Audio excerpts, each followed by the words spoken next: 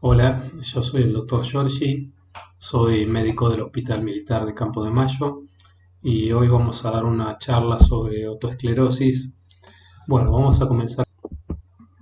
La otoesclerosis es una enfermedad que se manifiesta entre el 8 y el 10% de los temporales. Si yo hiciera una anatomía patológica de los temporales normales, encontraría esta enfermedad entre el 8 y el 10% de los temporales. Pero clínicamente, o sea, únicamente se van a manifestar estas patologías en el 0,3 al 0,8% de los pacientes, lo que habla de que si bien puede ser una patología no tan infrecuente en el temporal, clínicamente se va a manifestar en muy pocos pacientes.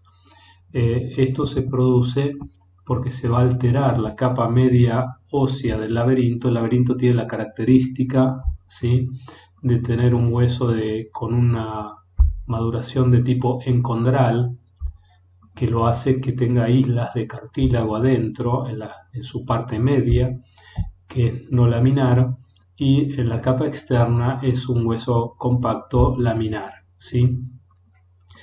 Esto va a dar origen a una remodelación ósea producto de esta enfermedad que va a llevar a lo que nosotros o algunos patólogos llaman otoesclerosis o otoespongiosis, porque se producía como una esponja en ese hueso y muchas veces compromete o ataca o absorbe parte de la platina del estribo que va a lograr en un periodo no muy largo la fijación del mismo y con la consecuente hipoacusia que vamos a encontrar nosotros después, ¿sí? Entonces su finalidad es un hueso, al ser de estas características, hace que sea el hueso muy ligero, pero a su vez muy resistente y compacto. Otra característica es que por tener esta disposición, el hueso tan característico que no se ve en otras partes del cuerpo, yo puedo llegar a ver toda la vida una fractura que se produce en el laberinto por estas características que tiene el hueso tan particulares, ¿sí? Entonces es un hueso inmaduro que sufre un proceso de aumento de su tamaño, espongiosis, y que puede englobar la platina del estribo, ¿sí? Puede ingresar también esta espongiosis a la base, digamos, del caracol a través de la platina y generarme una lesión que va a atrofiar tanto el ligamento espiral como la estría vascular, que es la que le va a proveer al órgano de Corti la, la oxigenación, ¿sí? Puede entonces ingresar al laberinto a través de la platina, ¿sí? Esta enfermedad fue se hizo una comparación a la enfermedad de Paget o a la osteogénesis imperfecta o bien a la enfermedad de Lobstein, que se consideran variantes de estas enfermedades. Se vio que dentro de su etiología había un gen dominante que se asociaba a otros factores, tanto hormonales, bioquímicos o mecánicos, que lo hacían expresarse. Eh, por eso se ve que muchos de los pacientes, en un 45%, tienen una herencia familiar, o sea, habitualmente sus madres, abuelas o tías suelen tener otoesclerosis también, en un 45% de los casos. Es una enfermedad que vamos a ver más adelante, es de predominio femenino, aunque he visto algunas otoesclerosis en varones, pero tienen esa predilección por las mujeres y por eso las líneas sucesorias, las madres o las abuelas solían tener un antecedente de hipoacusia. Se presentan islotes cartilaginosos en las fisuras laberínticas antefenestran, que es donde se va a producir el proceso otoespongiótico. Es un hueso neoformado, es una neoformación ósea por remodelación del anterior hueso, del hueso normal, ¿sí? Las teorías de las fuerzas que generan esta patología dicen que procesos de tipo de presión a través del cóndilo de la mandíbula generarían una remodelación ósea por un tema de presiones, pero también hay otras teorías que dicen que hay una alteración en el metabolismo fosfocálcico que generan una osteoplasia o un cambio en la activación de los osteocitos y los osteoclastos y van a terminar en esta neoformación ósea. Y obviamente también hay una teoría que habla de lo hormonal, debido a que muchas veces debuta esta enfermedad con las primeras menarcas en las mujeres, o sea, con su maduración sexual, y se moviliza o tiene progreso durante los embarazos, que hay altos tenores hormonales, y también tiene otra movilización a nivel de la menopausia, cuando hay, digamos, diferencias importantes en los niveles hormonales en las mujeres. Clínicamente, ¿qué es lo que voy a encontrar? Bueno, es una hipoacusia que se inicia a nivel juvenil. En edad juvenil es raro que se produzca antes de los 10 años. La edad promedio puede ser entre los 13 y 14, cuando empiezan las menarcas en las niñas. Puede aparecer en la premenopausia o perimenopausia, o sea, muchas veces la enfermedad se mantuvo larvada por mucho tiempo, la paciente no se dio cuenta y cuando entra en un periodo de perimenopausia se produce una reactivación que, sumado a la presbiacusia, se empieza a hacer notorio en el paciente. Por lo general es una hipoacusia de transmisión, es la más frecuente, con conservación y discriminación verbal, pero a mayor intensidad. O sea, yo tengo la curva de la logoaudiometría, que es una audiometría donde yo al paciente le paso palabras que están fonemas balanceados para que el paciente los reconozca, y voy a tener un gráfico normal pero desplazado a la derecha, o sea que necesito mayores intensidades sonoras para que el paciente detecte las mismas palabras. Entonces eso me va a generar. Y hay dos paracusias, se llaman paracusias de Willis y de Weber. La paracusia de Willis es cuando estos pacientes escuchan mejor en lugares ruidosos. ¿Por qué?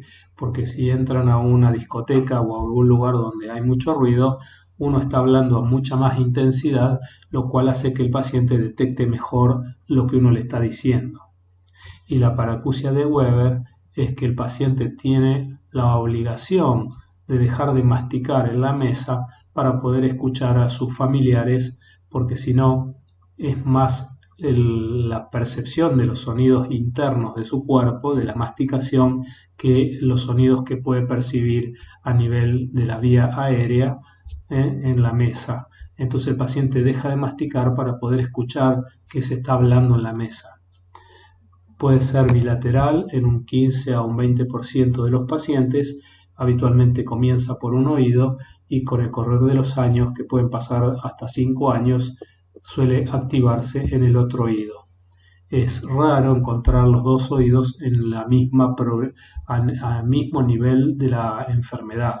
Siempre uno es el que se encuentra en peores condiciones que el otro en el caso de tener una bilateralidad de la patología.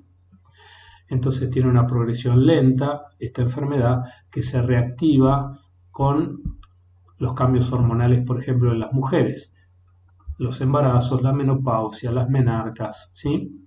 Es de presentación predominantemente femenina, lo que no quita que aparezcan varones con esta enfermedad. Puede acompañarse de acúfenos que tienen características variables.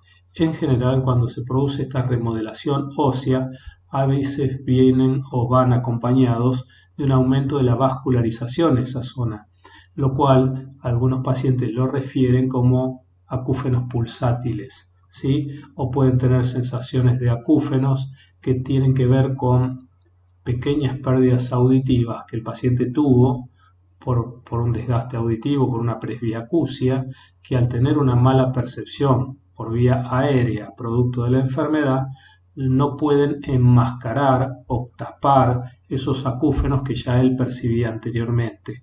Entonces el paciente refiere que le aumenta la intensidad de los acúfenos.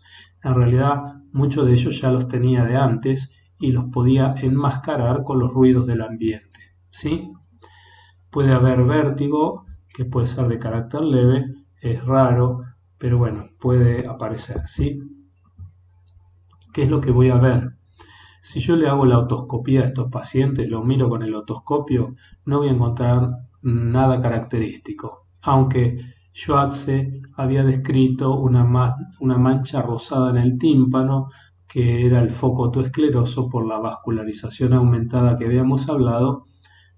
Es rara de observar, pero bueno, está descrito, ¿sí?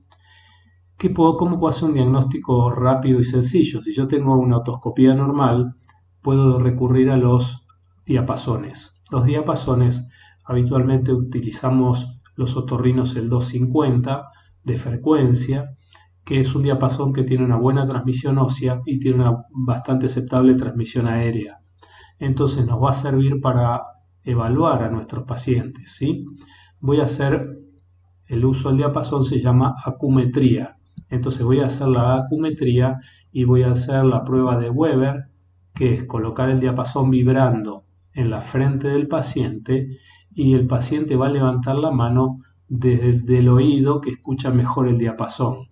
Como hablamos anteriormente, que yo tengo o sea que yo no puedo enmascarar los ruidos internos porque tengo una mala percepción, de una mala audición aérea.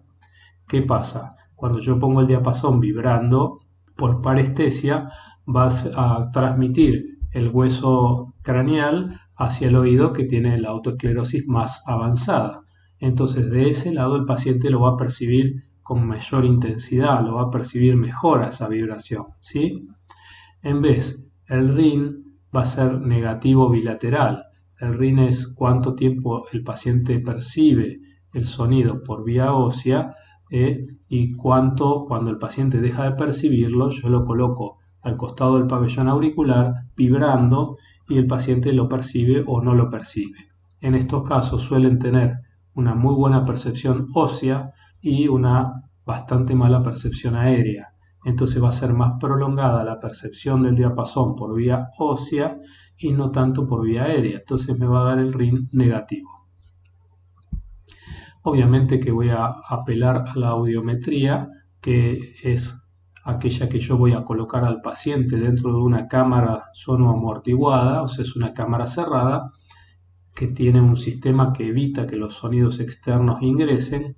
Le voy a colocar unos auriculares y le voy a pedir al paciente que a medida que escuche los ruidos que yo le voy a pasar, él levante la mano avisándome de qué oído lo escucha y si lo escucha y a qué intensidad lo está percibiendo. Y yo lo voy a registrar, o digamos el fonoaudiólogo lo va a registrar en una gráfica donde están los ruidos en intensidad graficados en decibeles y las distintas frecuencias en hertz, y van a ir desde las 250, que son graves, a las 8000, que son bien agudos, ¿sí? ¿Qué otro estudio puedo pedir? La tímpano-impedanciometría. La timpanometría e impedanciometría se colocan unos tips en el conducto auditivo externo y el aparato va a alargar o va a emitir un poco de presión aérea que va a graficar el movimiento de la membrana timpánica hasta que se logra la apertura de la trompa de Eustaquio, y la presión que genera el tip y el aparato disminuye a la normalidad. Y aparte de eso va a tener un sonido intenso que va a generar la contracción del músculo del estribo, que es un arco reflejo, ¿sí? Ese arco reflejo lo va a graficar también a qué decibeles se produce. Habitualmente se produce ese arco reflejo 40 decibeles sobre umbral de audición del paciente, ¿sí? Entonces, si yo escucho 20 decibeles todas las frecuencias, el arco reflejo del músculo del estribo lo voy a tener a 60 decibeles, ¿sí? Eso me va a dar lo que se nombra acá como reflejo acústico, que en este caso de esta enfermedad o va a estar ausente porque como está fija la platina, el músculo se va a contraer pero no va a transmitir esa sensación al equipo. Entonces, o no tiene reflejo o no lo percibe el equipo el reflejo, o tiene un signo invertido, negativo, ¿sí? Se puede solicitar la tomografía axial computada de alta resolución para ver si logramos observar la alteración a nivel de la platina. Habitualmente este estudio no sería tan necesario, salvo que yo tenga alguna duda diagnóstica, o sea, con alguna enfermedad que podría ser de diagnóstico diferencial. ¿Cuáles son las formas clínicas en que puede presentarse esta enfermedad? Bueno, dijimos que son pospuberales, el 15% es unilateral en toda su vida y no le toma el otro oído, se cierra el nicho de la ventana oval y puede dar una otoesclerosis coclear que fue descrita por Manassé. Entonces ya acá, en vez de tener una hipoacusia de conducción, voy a tener una hipoacusia neurosensorial, porque no solo va a estar afectada la platina, que no va a poder recibir la vibración de la cadena osicular, sino que también va a estar afectada la cóclea, porque va a atacar a la estría vascular y afectación del órgano de Corti, como habíamos hablado antes, ¿sí? Entonces la otoesclerosis más frecuente es la del Hermoyés, que es una hipoacusia de transmisión pura, que lo único que hace es fijar al estribo y no se introduce en el caracol, ¿sí? Y después está la otoesclerosis de Politzer, que es Politzer-Sieberman, que es una otoesclerosis mixta, donde yo tengo una hipoacusia mixta, o sea, tengo un componente neurosensorial junto con un componente de tipo conductivo.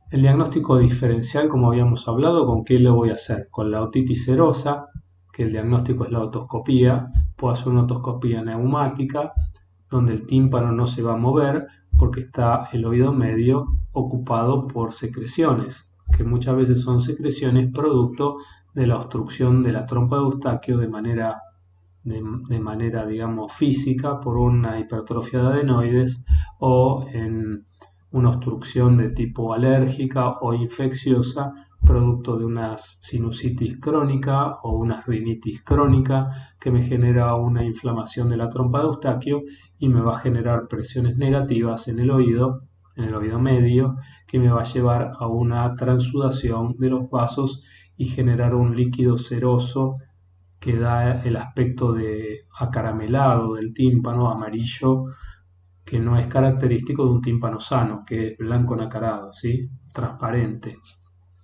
Con las fibrosis aticales, o sea, si se producen fibrosis de los ligamentos de sostén de la cadena osicular que están en el ático, me va a generar una rigidez de la cadena que obviamente no va a transmitir bien los sonidos y me va a generar una hipoacusia de tipo conductiva.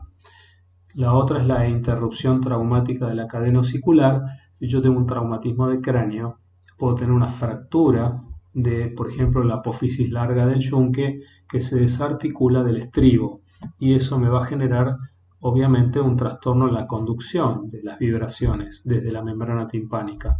Entonces voy a tener una hipoacusia de conducción, o sea, el nervio y la audiometría que yo hago por vía ósea, que es cuando yo le coloco una pastilla vibratoria al paciente en la mastoides, el paciente percibe los sonidos a través del hueso, entonces voy a tener esa audiometría ósea, la voy a tener normal, en los valores normales, pero voy a tener un gap, una diferencia entre la vía aérea que va a estar descendida, producto de que voy a necesitar valores de intensidad mayores para que el paciente perciba dichas frecuencias de sonidos, ¿sí?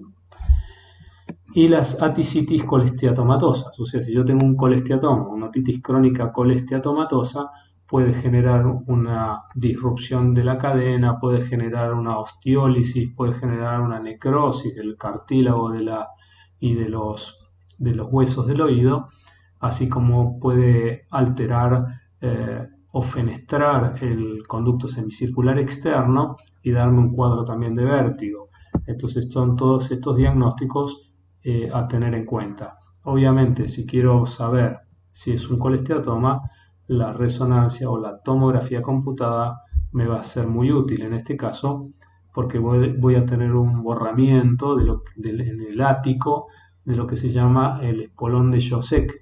O sea, el colesteatoma crece, que es un tumor benigno, producto de células epiteliales que ingresan al oído medio y me van a generar una osteólisis de ese espolón que lo voy a ver perfectamente en una tomografía computada, sin contraste, no es necesario tener una tomografía con contraste. Acá se ve una audiometría a campo libre. El médico en este caso está haciéndole una audiometría al paciente a campo libre, por fuera de lo que dijimos, la cabina sonoamortiguada. Lo ideal es que lo haga con una cabina amortiguada, porque acá habría que hacer algunos descuentos producto de los ruidos que pueden ser del ambiente y el paciente los puede llegar a percibir. Acá tenemos la audiometría. Esta sería el oído izquierdo. El oído izquierdo se grafica con azul y con cruces. Las cruces indican la audición por vía aérea y los corchetes que vemos acá arriba, la audición por vía ósea. Como acá podemos ver, la audición ósea se ve favorecida por la falta de enmascaramiento de la vía aérea, o sea, prácticamente el paciente escucha digamos, en cero. El cero de decibeles es un promedio de 100 pacientes sanos, de cómo escuchan 100 pacientes sanos, y hasta 20 decibeles nosotros decimos que la audición es socialmente aceptable. Y estas son las frecuencias en Hertz, desde la 125, habitualmente se toma la 250, pero se puede tomar la 125 hasta el 8000 de frecuencia, ¿sí? Entonces, a esta diferencia entre la vía ósea y la vía aérea se llama gap. Cuando yo tengo un gap mayor a 30 decibeles, como es acá, que tengo de 0 a 40 o 45, es un paciente que es pasible de una cirugía, que voy a tener buen resultado con una cirugía. La timpanometría es lo que yo le decía, en las curvas que me genera el aparato me da presión, el tímpano se desplaza, se abre la trompa de Eustaquio y la presión disminuye. Esto se mide en milímetros de agua. Lo normal es que la trompa se abra en el 0, ¿sí? Y tiene valores positivos y valores negativos.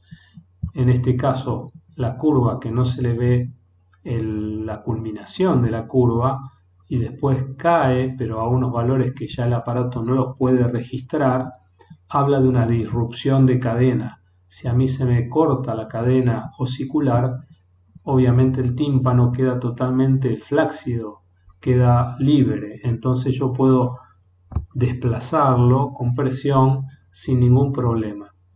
En vez, si yo tengo una otopatía serosa, o sea, tengo suero dentro del oído, voy a tener una curva de tipo plana, como veo acá, ¿sí? Esta curva violeta, acá pone derrame en el oído medio, en realidad el derrame se le llama a la secreción serosa del oído, ¿sí? Principalmente son esas. Y puedo tener una trompa que no reacciona bien y que tiene una apertura a valores negativos, lo que habla de una apertura tardía. ¿Cuál es el tratamiento médico? Si consideramos que había una alteración en la fosfocálcica, uno de los tratamientos propuestos era el fluoruro de sodio, que era el único tratamiento con base científica donde se le aplicaba o se le daba a tomar al paciente 25 miligramos diarios por 1 a 3 años, ¿sí?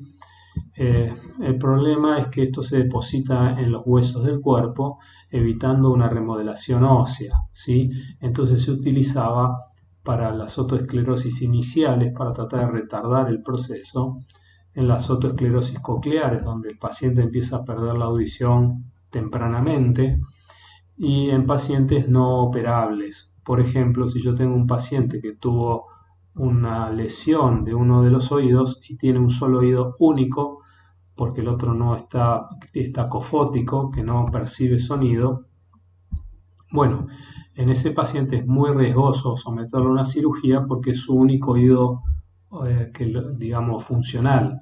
Entonces lo ideal es no lesionarlo con una cirugía. Y la cirugía es la estapedectomía o la estapedotomía, que se comenzó a hacer en 1960 y tienen que ser pérdidas que justifiquen esa cirugía, entre 30 y 40 decibeles de gap, ¿sí? Si no tengo ese gap, el paciente no va a notar diferencia postquirúrgica, entonces no se va a sentir beneficiado con la cirugía. Entonces, esta cirugía tiene el riesgo de lesión del oído interno en un bajo porcentaje, pero lo tiene. Entonces es muy difícil plantearle esta cirugía a un paciente que tiene un oído cofótico, sordo total y un único oído aceptable socialmente con una autoesclerosis en progreso. Es muy difícil ofrecerlo, ¿sí?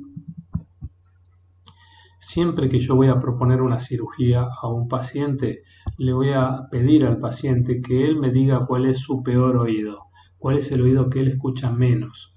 ¿Por qué? Porque le dejamos el mejor oído, que es el funcional, en caso de que la cirugía no tenga el éxito que uno espera. Entonces siempre se comienza a operar o se propone la operación en el oído peor, en el que el paciente siente peor. Hay veces uno no debe guiarse por la audiometría, porque yo puedo proponerle que mi peor audiometría es derecha y el paciente referirme que él siente su oído izquierdo en peor calidad. Entonces uno no debe hacer que el paciente piense como yo quiero, sino ofrecerle la posibilidad de que él nos diga cuál es su oído menos útil, ¿sí? La primera fase de esta cirugía hay una opción que es con anestesia local, se aplica silocaína al 2%, que se va a utilizar 2 centímetros en 8 centímetros de solución fisiológica y se va a insertar en estos puntos, tanto a nivel de pared posterior, a nivel del inicio del hélix y va a dormir el pabellón auricular. Las cirugías que nosotros realizamos las hacemos con anestesia general. ¿Por qué? Porque con anestesia local el paciente termina la cirugía y suele quedar contracturado por las horas que implica la cirugía o la postura que no la puede variar. Con anestesia general el paciente se siente bien relajado y no corremos el riesgo de que le moleste o que se necesite mover porque está mucho tiempo en la misma posición. Vamos a utilizar un microscopio, ¿sí?, de oído, que se le coloca un espéculo, y con un bisturí de conducto vamos a hacer una incisión. Acá nosotros vamos a ponerle horas dependiendo de los cuadrantes que marcamos, siguiendo el mango del martillo y atravesando el humbo, ¿sí? Entonces este es un paciente en normoposición, pero si yo lo recuesto, entonces voy a tener distintas horas, ¿sí? Esta va a ser hora 3, ¿sí? Y esta va a ser hora 9, ¿sí? Entonces, ¿qué va a hacer? Vamos a hacer una incisión a 8 milímetros del annulus, del reborde fibroso del tímpano, ¿sí? Con un disector elevador, vamos a disecar el colgajo, lo vamos hasta llegar al annulus y lo vamos a rebatir, lo vamos a levantar. Una vez que se eleva el annulus, acá tengo el colgajo del tímpano, lo que voy a separar es la cuerda del tímpano, ¿sí? La cuerda del tímpano va a viajar adosada a este borde, entonces yo la tengo que separar para poder tener una buena visión de la articulación incudo-estapediana. Entonces, ¿cómo se hace? Tenemos una legra, ¿sí?, y vamos a bajar hasta encontrar un pequeño escaloncito en el borde óseo donde estaba firme el annulus, y de ahí vamos a comer un poquito con esta legra hasta liberar la cuerda del tímpano. Acá ya está hecho, ¿no? La cuerda del tímpano está acá, se liberó, y ahora lo que está tratando de hacer con la legra es la muesca de Cathcart. Con esa muesca, comiendo este hueso, yo voy a poder tener una mejor visión de la articulación incudo-estapedial. Acá vuelve a levantar la cuerda del tímpano y acá, después de realizar la escotadura de Cathcart, se observa perfectamente la apófisis larga del yunque con la articulación incudo-estapedial, y acá se ve el tendón del músculo del estribo. ¿sí? Si yo lo hago con mayor aumento, voy a ver la platina, las dos cruras, el tendón del músculo del estribo que sale de la pirámide en la pared posterior. Este sería la cuerda del tímpano y esta la apófisis larga del yunque. ¿Qué es lo que hace en el paso anterior? Hizo una tapedotomía, se hace un orificio en la platina, porque si la platina se desarticula o se sale, vamos a poder recuperarla, ¿sí? Y también si yo voy a desarticular la articulación incudo-estapedial, que cuenta con una cápsula y un menisco, puede ser que al movilizar esta articulación yo transmita vibración a la cóclea y termine lesionándola. Entonces yo hago este pequeño orificio, voy a permitir que los movimientos que yo haga no se transmitan en su totalidad a la cóclea. Hay que ser muy delicado, no hay que ser intempestivo. Imagínense, estos huesos son muy pequeños y se pueden fracturar, incluso podemos hacer un desprendimiento total de la cadena como una complicación bastante temida en esta cirugía, ¿sí? ¿Cuál va a ser el paso siguiente? El paso siguiente es la extracción de la supraestructura del estribo, o sea, voy a fracturar las dos cruras una vez que ya en el paso anterior lo desarticulé, ¿sí? Y me va a quedar la apófisis larga del yunque con la platina debajo, ¿sí? Algunos usan tijeras que son microscópicas para trabajar dentro del oído, que se llama crurotomía. Es cortar las cruras para no generar una fractura movilizando al estribo hacia el promontorio, ¿sí? Entonces esto es menos traumático porque no movilizo el estribo, sino que le hago la crurotomía, ¿eh? Una vez que se realiza la crurotomía, hay dos tipos de opciones terapéuticas. Una es la estapedectomía, o sea, sacar la platina. Generalmente se saca la parte inferior y se deja la superior, porque tiene proximidad con el vestíbulo, con la parte vestibular. Entonces, si yo lastimo al sacar este sector, puedo generar un síndrome vertiginoso postquirúrgico. O la estapedectomía y estapedotomía, o sea, la estapedotomía dejo el orificio y voy a colocar la prótesis en el orificio, no voy a sacar esta crura, esta región de la platina, voy a dejar la platina completa y voy a hacer un orificio calibrado de más de 6 milímetros, 0,6 milímetros, y voy a colocar una prótesis habitualmente de 0,4 milímetros, ¿sí? Bueno, acá lo que se observa es la apófisis larga del yunque y la ventana oval totalmente luego del retiro de la platina. Este es el ligamento anular, se ve la ventana oval completa. Acá se observa el facial, cómo bordea el orificio de la platina. Hay que tener cuidado con las maniobras y no de lesionar el facial, que está cubierto por una lámina ósea muy muy delgada y uno puede lastimarlo si hace maniobras intempestivas. ¿Qué es lo que se hace cuando se genera esa gran extracción de la platina? Se hace un colgajo o una interposición de vena, o sea, se saca un trocito de vena del brazo, del antebrazo del paciente.